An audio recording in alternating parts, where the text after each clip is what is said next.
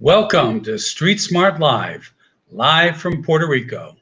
My name's Gordon Holmes. I'm the founder. And before I introduce today's host, Cindy Edwards, I'd like everyone to take a look at the disclaimers. Okay, Cindy, welcome aboard. Excited to have you with us today. And, I'm excited to be here, Gordon. Yep, and turn the show over to you. All right, thank you so much. I'm a big fan of Street Smart Live, so it's my pleasure to be in this seat today. All right, today we are talking about Algernon Pharmaceuticals. It's a drug repurposing company that has been testing the drug Ifenprodil on patients with COVID-19. And the good news is they are seeing positive trending data in their interim report.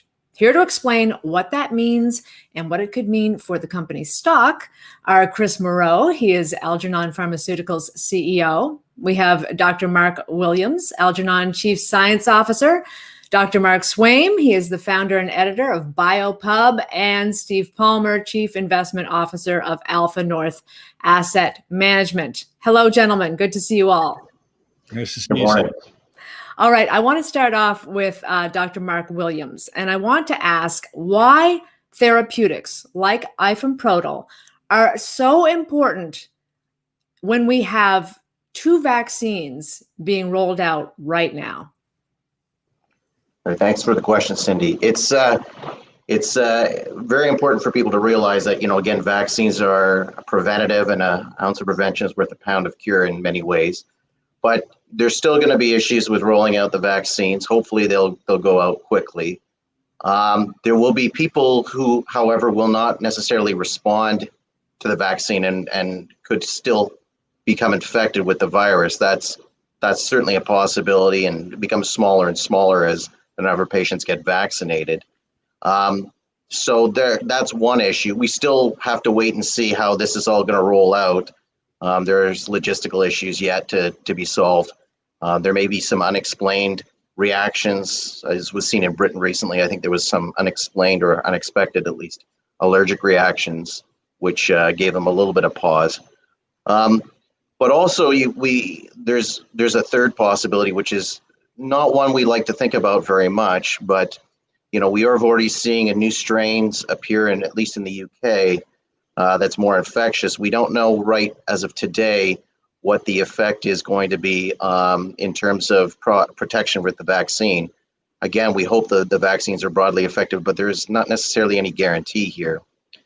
And even going forward, I mean, it's fairly clear that we were somewhat complacent with respect to the idea of a pandemic. And it's more than likely that we will have another respiratory pandemic occur at some point. So even if we think beyond this pandemic, there's likely to be another one with a respiratory virus. Maybe it's another coronavirus, maybe it's influenza virus. And we need to be prepared with therapeutics that are not strain specific, that is not unique to the virus itself, but especially drugs that are protective to the host. Those are going to be very valuable in the ultimate armament against this and even more future pandemics as well. So there's still a fairly strong need for therapeutics. There's also going to be changes. A lot of people may just take a sit and wait approach now with the vaccines as well. I think the popularity, or at least initially, there was huge interest in becoming vaccinated, and I think to some extent that interest has dropped off since then. So we have to see how the public plays out with their need and desire to be vaccinated as well. So there's lots of confounding variables to consider. But in the end, if you have a vaccine to back a therapeutic rather to back up any vaccine, that will be very useful to doctors no matter what happens. Well, speaking of therapeutics, let's talk about Ifenprodil, and tell us about Algernon's interim data regarding Ifenprodil and why that should be viewed as a positive. Great. Another very good question. Again, interim data, it's on a smaller group of the overall set of patients. And just to give a very quick background, we used our protocol was based on what the WHO proposed early on in the whole pandemic. And they suggested starting with a 50 patient in each group, one control group, one treated group, or per treatment group. So we did that. One other thing that you should be aware of is that the study was designed so that it allowed sponsors to look at multiple endpoints because you really don't know what your drug will do. So it allowed you to collect a whole bunch of endpoints, and then based on your better response, take that endpoint and use it to drive forward into additional studies if necessary.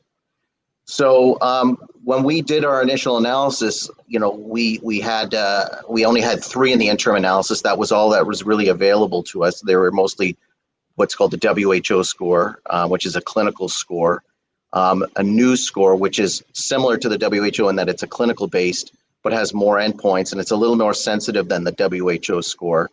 And then we also had rates of ventilation. So just to give you a quick bit of background, I mean, one of the issues you've got is that unlike other diseases, the majority of patients, the overwhelming majority of patients for that matter, will recover after a COVID infection. Let's throw out a number. I've said 85% before, say roughly speaking. So the problem is if 85% of patients recover, their chances of seeing a difference with everyone else it gets lower.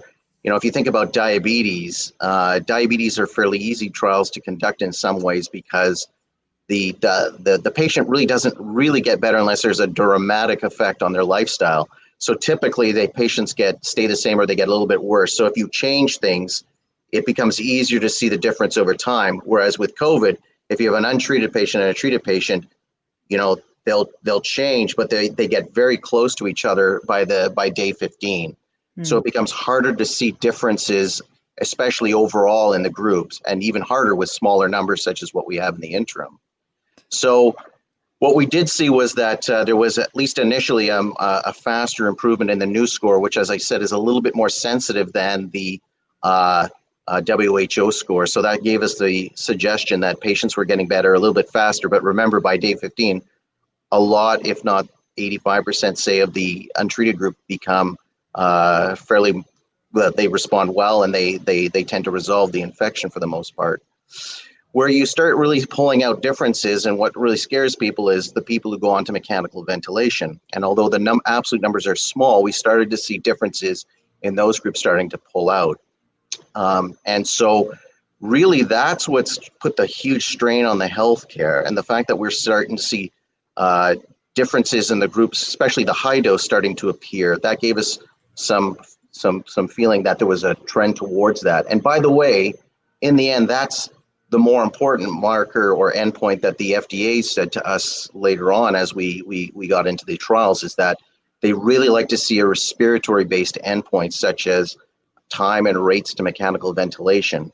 And if you remember, in places like New York and even in Canada, it was that massive scare that we're going to run out of ventilators, we're going to run out of beds in the ICU to treat people. That's been the scary part of it. So if you have a drug that can delay that, that would be very valuable. And so that's what we're hoping to see in the final data set going forward. So that's why we said, although we didn't see differences in the WHO score per se, the fact that we started to try and see trends towards the differences in the rates to mechanical ventilation, that's really good. And lots of other endpoints to come out. Time on mechanical ventilation and other endpoints have yet to be reported on for us. So I think there's still a lot more to come at this point. Why do you think investors should be hopeful right now in science? In science in general? Well, hopefully we'll come up with a solution here to have a therapy that's safe. The one nice thing about Ifenprodil is that it's got a nice long safety history.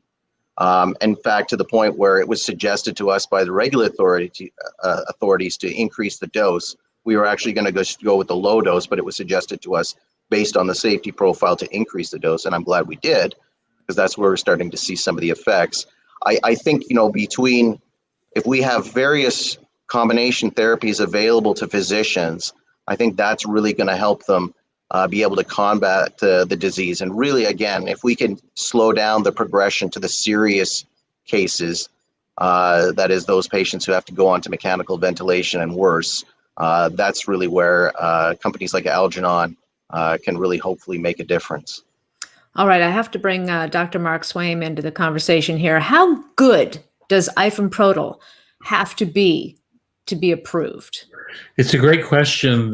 There are agents that have gotten exceptional use authorization simply because they've made an impression on regulators, but those agents, to be formally approved for longer term marketing, have to be revisited later on. In order to get marketing approval from the FDA, you have to be 10% better than either placebo or an existing standard of care. And exactly what the ideal standard of care would be right now is really anybody's guess. There was an important New England Journal article 2 weeks ago that really laid to rest the question of great efficacy from prevailing therapies like remdesivir, like hydroxychloroquine, like beta interferon in an inhaled fashion, like even dexamethasone, really questioning whether any of these are making that much of a difference in the outcome. And the real upshot of that article is that we are crying out for therapeutics still to manage the virus, to manage the manifestations of the virus. One point I would add to what Dr. Williams said is that we know nothing yet about durability of the antiviral preventive effect of the vaccines we're about to get, and we may be surprised that it's only 3 or 4 months, unfortunately. So it's a matter of taking into account those kinds of considerations and choosing an endpoint, choosing the right endpoint, and then having your new promulgated therapy be at least 10% better than what someone else has gotten.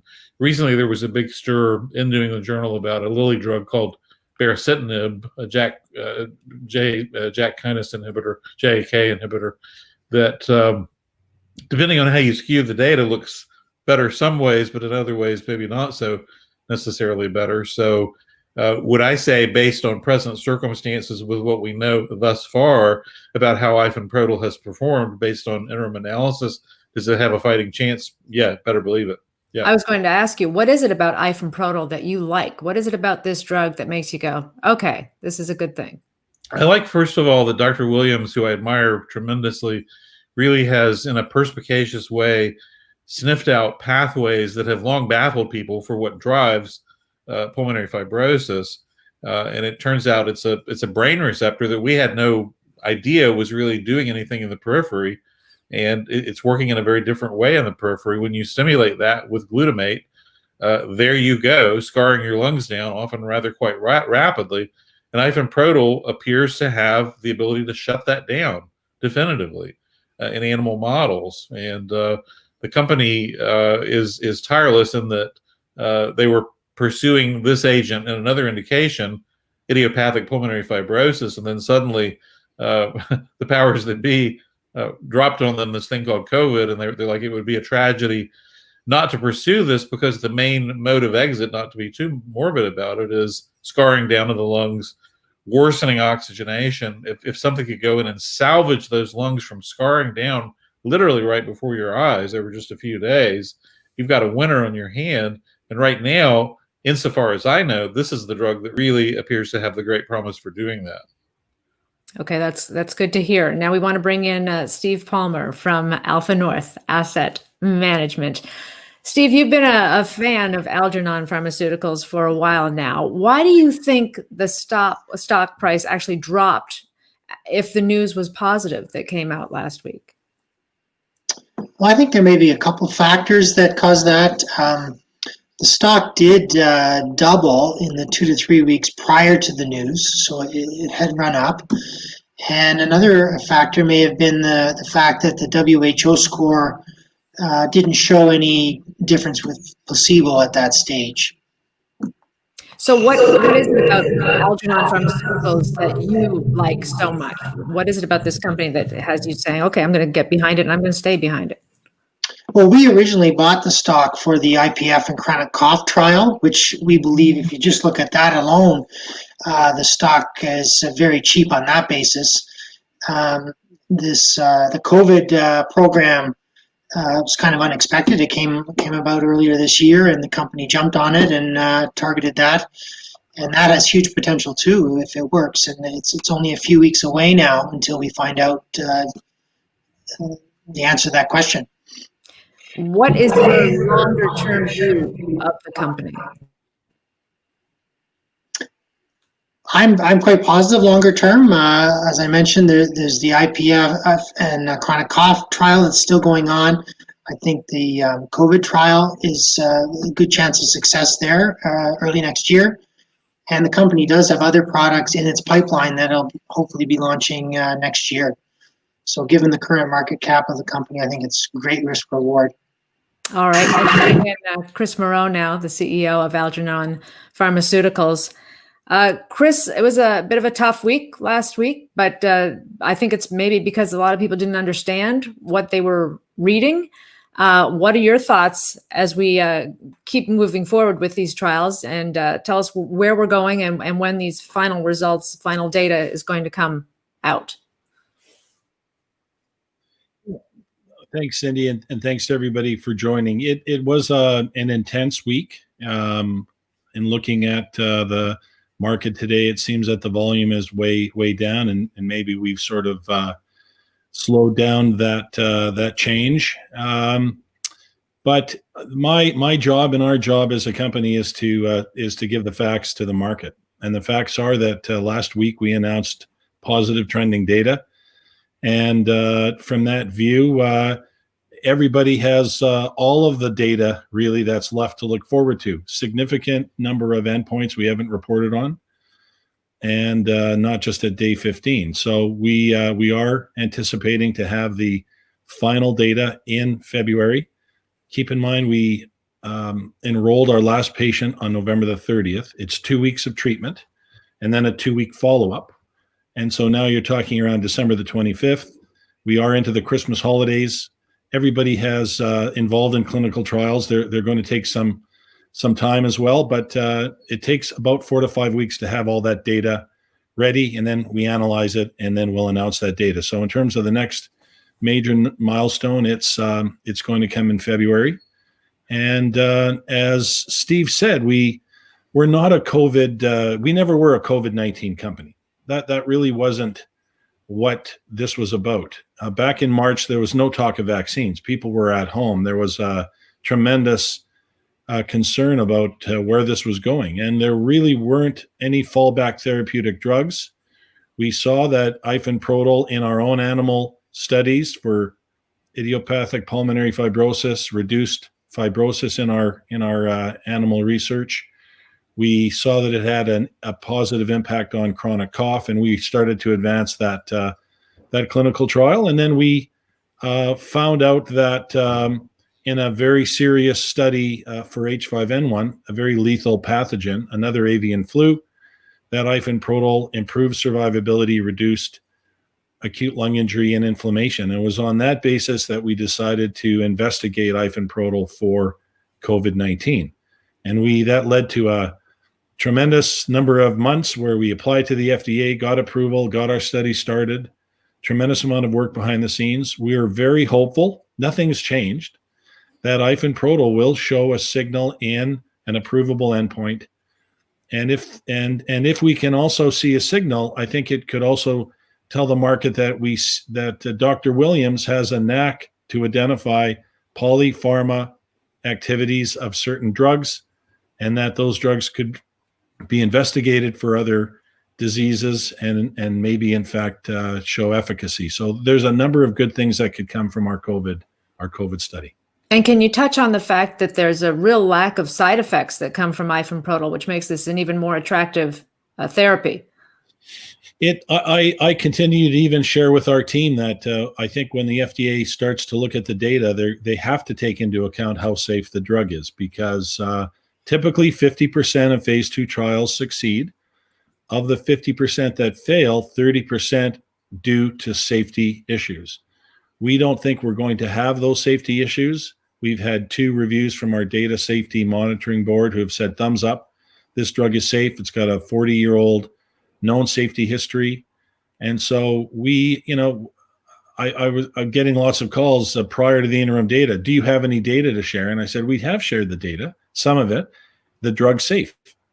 And a key thing when you're investigating a new compound is safety. We don't have that concern.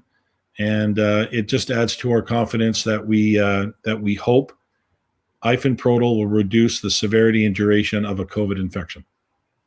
Let's hope for that for sure. Do you have other clinical trials that are going to be starting up in the new year? We don't have anything yet to roll out and announce, but we do, as Steve said, we do have other drugs that Dr. Williams identified, drugs that we have put through in vivo or animal studies, and we're trying to make a decision right now. Actually, we're going through a year-end review of what we've accomplished, what's up for next year. I have said on a number of occasions, our preference is to have at least 2 phase 2 trials underway at all times. We know that the COVID trial will be wrapping up with data in February, IPF and chronic cough a little later in the year, but still reasonable timelines. And it would be good to get another drug and another clinical program forward, and that's what we're working on. I want to bring back Dr. Swaim again. Could you give us some examples of other drugs that are currently being tested to treat COVID-19 right now? Yes, ma'am. For example, inhaled beta interferon, a drug otherwise used to treat multiple sclerosis, is under trial in several sites, several nations, including Canada. I think there have been some serious questions about efficacy and why that drug would work in that way, I think is something of a question as well. There's a small firm called Better Life in Canada that wants to try interferon alpha, which is highly antiviral, but has had some pre-IND delays getting that into the clinic. If you actually look through rosters of trials now going on, it's like everything under the sun that you could imagine trying. Someone's probably trying it somewhere. There are anti-TNF agents being used. I'm surprised someone hasn't tried a BTK inhibitor, frankly. But things that modulate the immune system in a downward direction generally are things that are eyeballed in the same way baricitinib recently was, the Lilly agent. So I think we'll continue to see lots of excursions, some experimentation in that way. But frankly, if you look at the mode of exit from COVID, which is this rapid deterioration in pulmonary function owing to fibrosis, and you have an agent that conquers or controls that, what more could you ask for, really? It may not have a direct antiviral replicative activity, but it may control the main way that COVID does you in, and that would be highly desirable. And thus far, I know of no other agent that's doing that. And Dr. Williams, I just have to ask, right now, the patients that are being treated with Ifenprodil, they're getting it in a pill form. It's not to say that Correct. one day it couldn't be intravenously applied one day. No, not at all. Not at all. It's a very good point. And, that is a limitation. And that might actually come out of this data too, is the sicker the patient, the better the response. That wouldn't be unusual in this case. And ultimately, if we do see a positive signal here, that would give us even more confidence to advance our IV formulation going forward so that we can continue to treat people who, say, become mechanically ventilated and are not able to swallow a pill because they have the intubation, they have the tubes down their mouths. It's obviously a lot harder to take a pill in that case. So if we're able to see a positive signal here, and if the data suggests that there may be an additional benefit to patients who are sicker with the drug, then absolutely we would be delighted to try and move that forward as quickly as possible. And on a related note, we do have some feedback from the FDA on that. They were in my opinion, very generous with how they would allow us to proceed within that type of formulation in terms of what we would need to do to get it into patients. So again, I think that speaks to the background and history of the drug and its current safety program. So that's certainly something that we want to look at very closely, and we'll do it in the context of the current data that we're about to receive, as Chris. And Chris, if your next bit of data comes out and it's positive, and the FDA says, yeah, you've got emergency approval, what does that mean? How quickly does that mean it goes global? You're muted.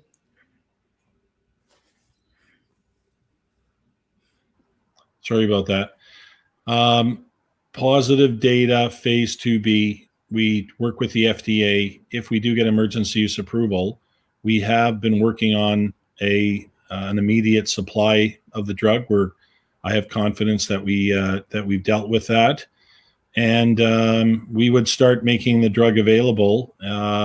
Again, if it's a US FDA emergency use approval, that means that it can be accessed in the US, but I would probably suspect other governments would be reaching out, or we would reach out, Canada and Europe, and start making the drug available. From a use perspective, depending on where we see the data, is it, as Mark said, is it really helping the very sick? Right now, our study is to enroll in the study, you have to be hospitalized, confirmed COVID, and on oxygen. So that's a much smaller percentage of the population. So we need less drug. So I would think it would just be a rollout, and it would just depend on how long it takes for health institutions and governments to reach out and say we'd like to access it, and we'll try to respond to that. All right. Gordon, I want to talk to you now about analysts that are following Algernon Pharmaceuticals. What are you hearing? What are you seeing? Okay, well, in the week that the interim results came out and the stock was in a bit of a downdraft, Mackey Research out of Canada came up with a buy recommendation. I think that's the only one I've seen. So that was December 15. And I think you see it on your screen.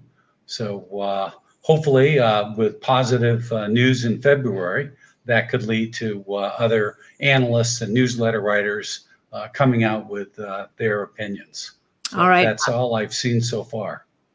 Chris, and does Chris know of anybody else that's been talking about it in a positive way? Well, I mean, in terms of other analyst coverage, I think Mackey is the only formal coverage that we have. But I'm speaking to funds. I'm speaking to retail brokers. I think that there was some concern and some confusion last week, specifically around how could we be feeling positive trending data and yet no signal with WHO and news. We've tried to explain it, not clarify, just to give some additional information. And so hopefully that resonates. I'm going to give the last word, I think, to Dr. Mark Williams, just to wrap this up for us, just to leave us with something, a nibble that we can digest regarding Algernon Pharmaceuticals and this trial that's going on right now. Again, just to reiterate, this is interim data, and there's always caution that needs to be taken with that. The numbers, again, we're looking at a smaller subgroup of the overall patients. That data, there's lots of endpoints to read out, and if any of them look positive, that could give us the signal that this drug really is active in patients. So I, as long as everyone else, I think, has waited with bated breath to find out what that data looks like, and we'll make our decisions from there. It's clear that we still have a need for agents, and we'll see if our agent is additive to existing therapy. That's part of the study as well. Most drugs are looking like they have to be combined with some of the existing therapies, so we'll have to look at it in that context. As Steve Palmer and other people pointed out, this was really not our initial focus, so there's still our IPF trial to run, and there's still lots left in the company, and we hope that early in next year there'll be even more to come out that will get people's attention. So again, stay tuned. I think it's going to be a very interesting first quarter for this company. Okay, I'm actually giving the last word now to Chris because we have a question. When will the company be raising more capital, Chris? Well, I always like to, our financial statements just came out in terms of our annual statements. I like to try to clean up our cap structure at times. We have a number of warrants out at 12 cents.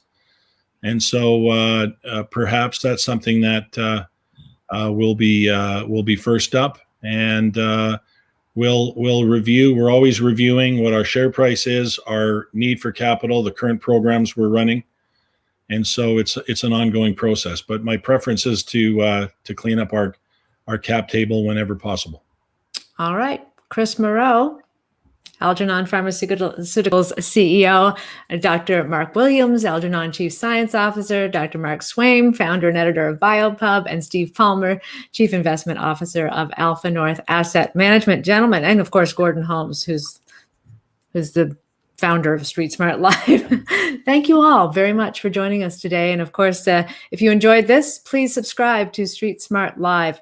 Until next time, be well, be healthy, and we'll see you again soon. Thank you. Thank you to everyone. Thank you very much. Good morning.